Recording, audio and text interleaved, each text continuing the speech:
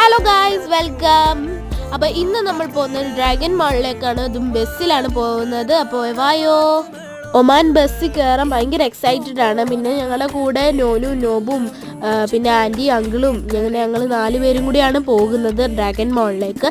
അങ്ങനെ ബസ്സിൽ കയറി നല്ല എക്സ്പീരിയൻസ് ആയിരുന്നു. എനിക്ക് ഒത്തിരി ഇഷ്ടപ്പെട്ടു. പാർക്കിൻ്റെ അടുത്ത് തന്നെ ആയിരുന്നു ബസ് സ്റ്റോപ്പ്.